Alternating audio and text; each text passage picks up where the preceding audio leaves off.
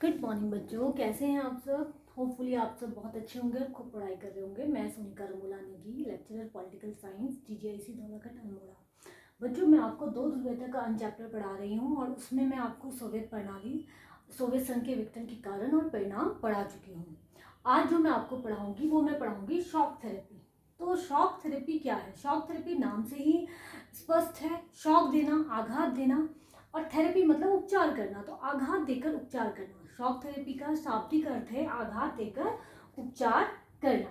देखिए, shock therapy जो है बहुत ही इंपॉर्टेंट टॉपिक है और बहुत बार परीक्षा में पूछा गया है। बोर्ड परीक्षा में 3-4 बार ये क्वेश्चन आया है, तो आप लोगों को बहुत ही ध्यान से समझना है। हम लोगों ने पढ़ा बच्चों कि 1991 में सोवियत संघ का विघटन हो गया था। तो सोवियत संघ का जो ये विघटन 1990-91 में हुआ, ये अचानक नहीं हुआ। सोवियत संघ एक बहुत लंबे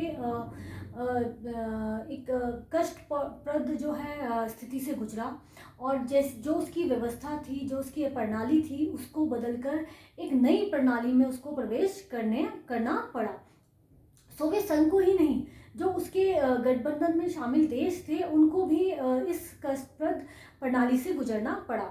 तो इसी को शॉक थेरेपी कहा गया। अब ठीक है, ये देखिए क्या हुआ। 1990 में 90-91 में साम्यवादी व्यवस्था खत्म हो गई, लेकिन इस व्यवस्था के खत्म होने से जो सोवियत गणराज्य के देश थे, जो जिनसे मिलकर सोवियत गणराज्य इतना बड़ा देश बना था, उनकी स्थिति बहुत खराब हो गई।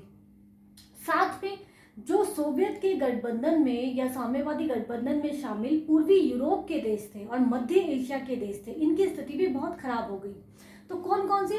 पूर्व सोवियत गणराज्य में शामिल देश, मध्य एशिया के देश और पूर्वी यूरोप के देश। जब वो इस साम्यवादी व्यवस्था, जब साम्यवाद का खत्म हुआ, साम्यवाद पूर्वी गठबंधन टूट गया और ये व्यवस्था खत्म होने लगी, उस समय इनकी स्थिति, आर्थिक स्थिति बहुत खराब हो गई।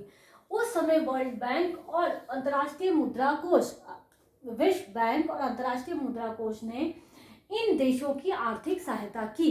किन देशों की? जो सत्तावादी, समाजवादी, साम्यवादी देश थे और जो पूर्वी गठबंधन में शामिल थे। और ये देश इस आर्थिक सहायता के कारण, है ना, इन्होंने कुछ आर्थिक सहायता दी। और ये जो वर्ल्ड बैंक था और आईएमएफ था, ये किसके प्रभाव में काम कर रहा था? अमेरिका के और पूंजीवादी देशों के। बात समझ में आ रही है? विश्व बैंक और अंतर्राष्ट्रीय मुद्रा कोष पर किसका प्रभाव था? अमेरिका और पूंजीवादी देशों का प्रभाव था। तो जब इन देशों ने इन साम्यवादी देशों की आर्थिक सहायता करी, तो इन्होंने कुछ क्या कर रखे? उसमें अपने नियम रखे।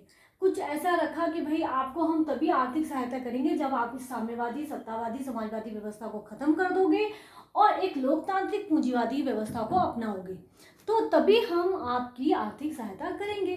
तो इनके अमेरिका और पूंजीवादी देशों के निर्देशन में वर्ल्ड बैंक और आईएमएफ के द्वारा जो इन देशों की सहायता की गई साम्यवादी, और साम्यवादी देशों ने इस सहायता के एवज में क्या करा? अपनी सत्तावादी, समाजवादी व्यवस्था को खत्म करके एक पूंजीवादी और लोकतांत्रिक व्यवस्था को अपना लिया।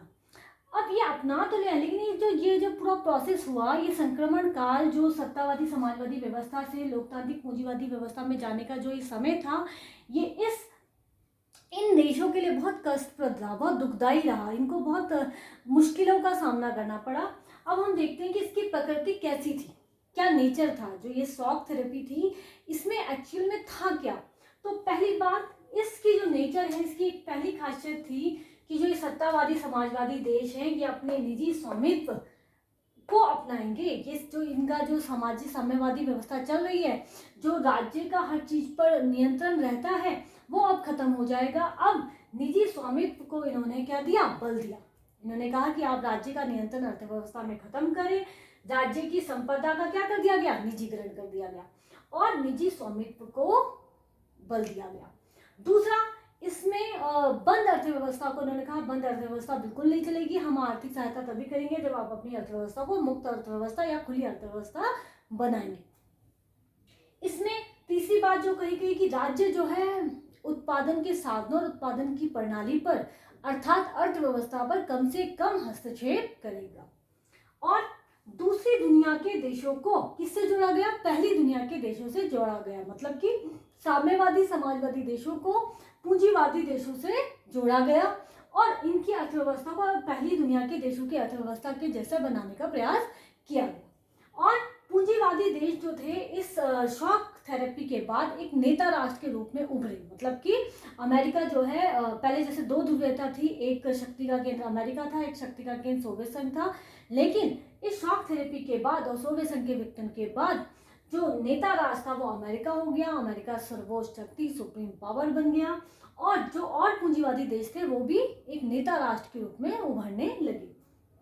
और क्या किया गया, इस साम्यवादी समाजवादी व्यवस्था में बहुत बड़े बड़े फार्म हुआ करते थे, कृषि के बहुत बड़े बड़े खेत हुआ करते थे जिसमें सामूहिक कृषि की जाती थी और उसको फिर सबको इक्वल समान बांटा जाता था। लेकिन इस शॉक थेरेपी के बाद उनको कहा गया कि आप अपने सामूहिक फार्म्स को निजी फार्म बनाएंगे।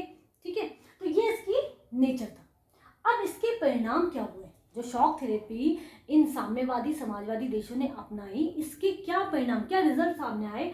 अगर हम अर्थव्यवस्था की बात करें तो इन साम्यवादी समाजवादी देशों की, सोवियत संघ के गणराज्य में शामिल सभी देशों की, मध्य एशिया के देशों की और पूर्वी यूरोप के देशों की अर्थव्यवस्था तहस नहस हो गई, उद्योग खत्म हो गए। इनको अपना यहाँ तक कि खाद्यान्न भी आयात करना पड़ा, मतलब कि खाने की चीजें भी इन्हें दूसरे देशों से खरीदनी पड़ी। जो उद्योग थे 90% उद्योग जो सरकारी उद्योग थे उनको बेचा गया और निजी कंपनीज ने और निजी लोगों ने उसको खरीद लिया।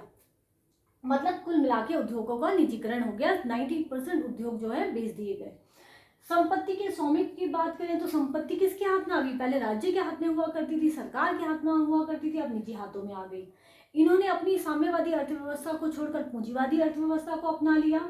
सोवियत संघ का जो पुरानी संरचना थी, जो पुराना जो भी सिस्टम इनका चला आ रहा था, अर्थव्यवस्था हो, राजनीतिक प्रणाली हो, जैसे, तो ये सब चीजें समाप्त हो गई।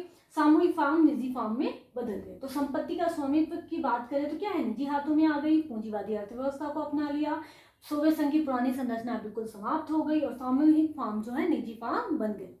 अगर मैं व्यापार और निवेश की बात करूं तो व्यापार और निवेश, पहले इनकी अर्थव्यवस्था बंद थी, ये बहुत ज्यादा बाहरी देशों से मतलब नहीं रखते थे। लेकिन शॉक थेरेपी को अपनाने के बाद बाहरी अर्थव्यवस्था के प्रति इनका रुझान क्या है, बदल गया।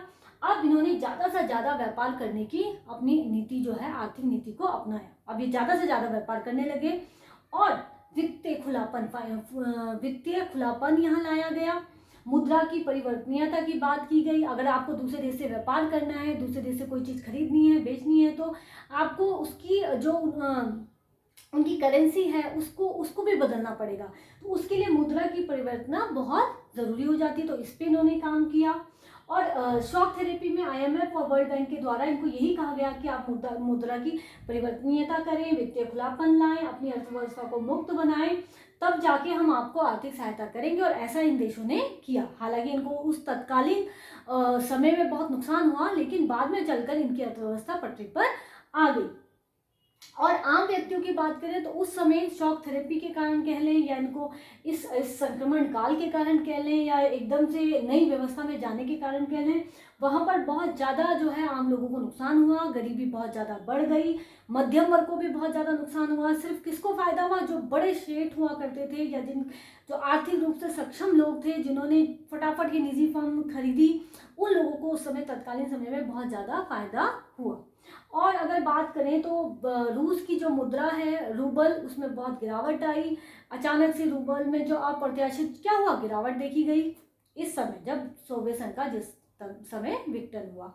और अगर हम GDP की, सकल घरेलू उत्पाद की बात करें तो सकल घरेलू उत्पाद भी इन देशों का बहुत कम हो गया। तो हम देखते हैं कि शॉक थेरेपी, हालांकि अगर हम दीर्घकालीन आज के समय में देखें तो इस अर्थव्यवस्था को अपनी बदलने से, लोकतांत्रिक पूंजीवादी अर्थव्यवस्था को अपनाने से दीर्घकालीन हो सकता है कि इन देशों को लाभ हुआ हो, लेकिन तात्कालीन समय में इस पूरे पूर्वी गठबंधन में शामिल देशों को शॉक थेरेपी से बहुत नकारात्मक परिणाम देखने पड़े।